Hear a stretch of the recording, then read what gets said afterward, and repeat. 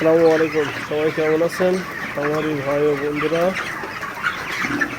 আজকে 24/8/2025, মানে 1 ঘন্টা লেট হয়েছে খাওয়ার দিকে। কী অবস্থা!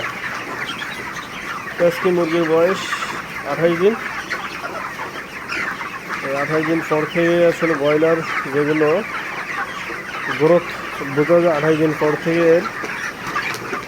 প্রতিদিন ওজন বৃদ্ধি পায়। আলহামদুলিল্লাহ, আকাশে বৃষ্টি, প্রতিদিন বৃষ্টি, এই অবস্থায় লিটার ঠিক রাখা আসলে খুবই চাপ ব্যাপার।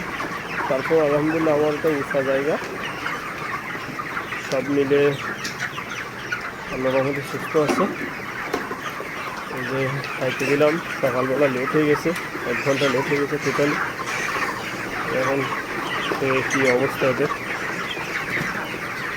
এখানে 620 পিসের মতো মুরগি আছে, 20 পিস কেটে গেছে এই পর্যন্ত। 28 দিন, 28 দিন পর্যন্ত 20 পিস মুরগি মারা গেছে।